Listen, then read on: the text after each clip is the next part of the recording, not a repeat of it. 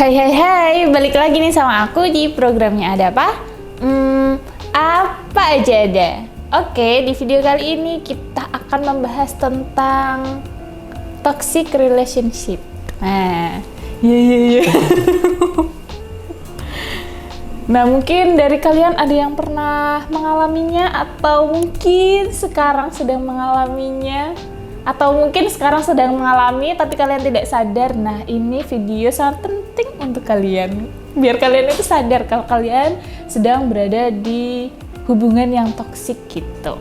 Oke, jadi toxic relationship ini adalah sebuah istilah gitu ya yang menggambarkan tentang hubungan yang tidak sehat gitu. Ini juga bisa berdampak buruk gitu sama kesehatan kalian, terutama itu kesehatan mental gitu ya. Karena yang dipermainkan di sini, ya dipermainkan itu adalah mental kita gitu. Nah, jadi toxic relationship ini itu tidak hanya terjadi oleh pasangan aja gitu, bisa dari teman, sahabat, ataupun keluarga juga gitu. Jadi nggak semata-mata hubungan yang toksik itu cuma bisa dialami oleh pasangan aja. Nah, gimana sih ciri-ciri hubungan yang toksik?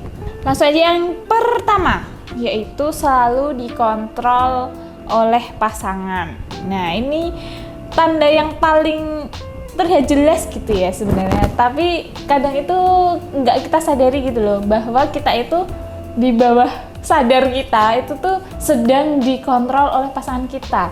Nah, dikontrolnya itu terlalu over gitu ya. Sebenarnya kalau dikontrol enggak yang terlalu over banget atau dikontrolnya itu mengarahkan kita ke kebaikan gitu, sebenarnya nggak masalah sih. Tapi kalau terlalu over dikontrolnya kayak dari segala aspek kehidupan dari segala apa yang ada di diri kita itu kayak dikontrol oleh pasangan gitu. Misal kayak kita sukanya begini tapi dia nggak suka kalau kita begini, harusnya begitu, pokoknya harus manut gitu. Kita harus berada di jalan yang dia pilih gitu loh, sedangkan kita tidak diperbolehkan untuk memilih jalan kita sendiri gitu. Nah, ini juga biasanya pasangan yang toksik itu suka mengatakan kayak gini, aku tuh kayak gini karena aku sayang sama kamu. Alah. Itu tuh bohong beneran. Karena kalau memang memang dia itu sayang kepada kita, dia itu tidak akan terlalu mengontrol pasangannya gitu loh. Masih membebaskan kita juga untuk melakukan hal yang kita sukai. Jadi enggak semata-mata semua yang kita lakukan itu harus izin dulu atau harus sesuai dengan keinginannya dia gitu.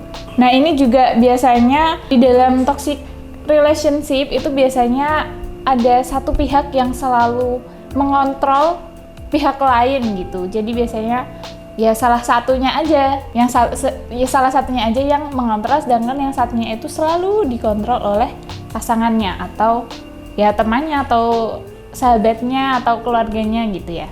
Nah, ini juga biasanya kalau orang yang toksik yang suka mengontrol pasangannya itu, misal kita nih yang dikontrol enggak manut gitu, enggak nurut, itu biasanya kayak marah, dan marahnya itu biasanya memberikan silent treatment gitu untuk kita. Biasa marah, jadi marahnya itu kayak diem, emosinya tuh kayak diem gitu loh. Nah, itu juga bisa jadi ciri-ciri yang terlihat jelas gitu bahwa kalian itu sedang memiliki hubungan yang toksik gitu. Oke, jadi coba di review dulu sebentar apakah hubungan kalian itu toksik dengan satu ciri ini. Kalau misal kalian ngerasa nggak dikontrol oleh pasangan, atau mungkin pasangan kalian mengontrolnya tidak terlalu berlebihan, mari kita ke ciri yang kedua. Yang kedua yaitu kita yang dikontrol tadi itu sulit untuk menjadi diri sendiri. Nah, jadi ini berhubungan ya sama ciri yang pertama tadi. Jadi karena kita yang selalu dikontrol oleh pasangan, jadi kita itu tidak bisa menjadi diri sendiri gitu loh, karena kita harus nurut, harus manut, harus sesuai dengan yang dia inginkan, bukan yang kita inginkan gitu.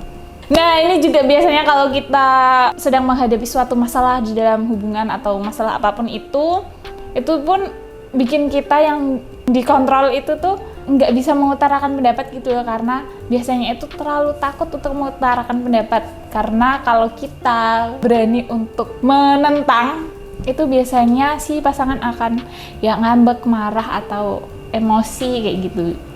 Pokoknya itu jika kalian jika pasangan kalian itu suka menuntut yang terlalu berlebihan, terus suka mengontrol yang terlalu berlebihan, nah mungkin kalian sedang berada di hubungan yang toksik gitu.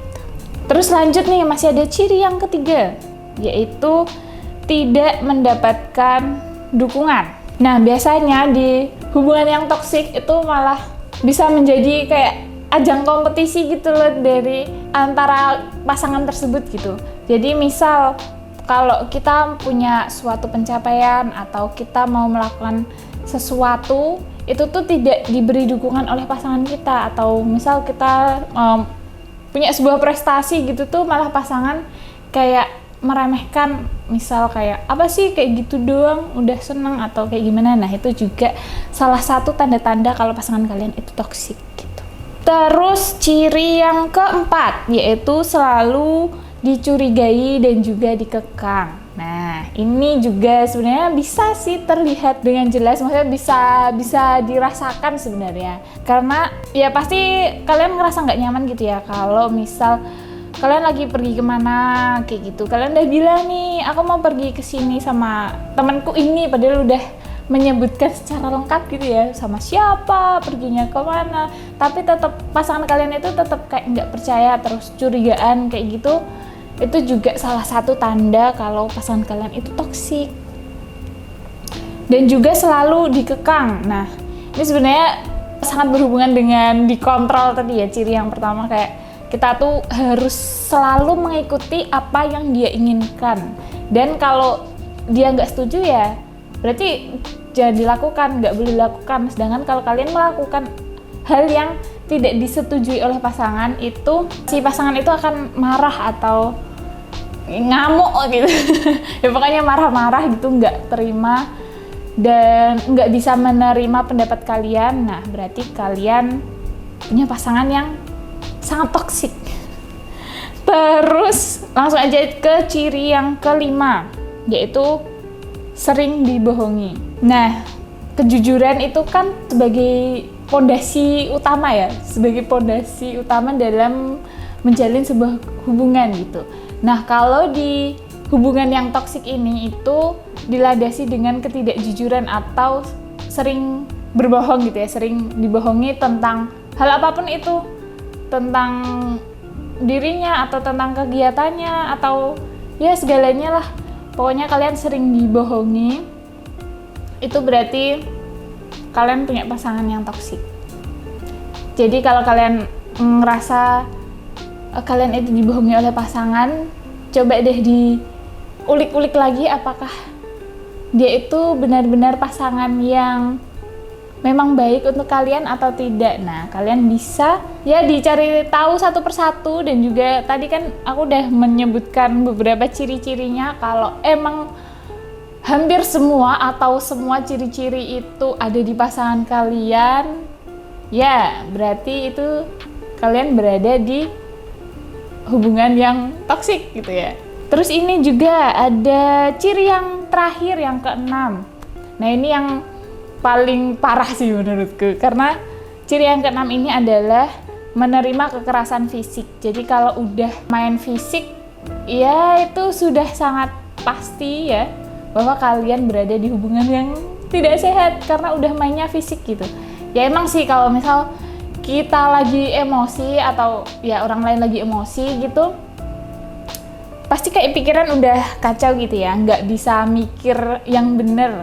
Dan itu bisa menimbulkan kekerasan fisik gitu. Tapi kalau orang yang nggak toksik gitu, pasti mikir-mikir lah buat melakukan kekerasan fisik, ya kayak nampar lah atau ya apalagi ya, kayak nampar atau mukul kayak gitu-gitu kan, itu udah parah banget gitu ya.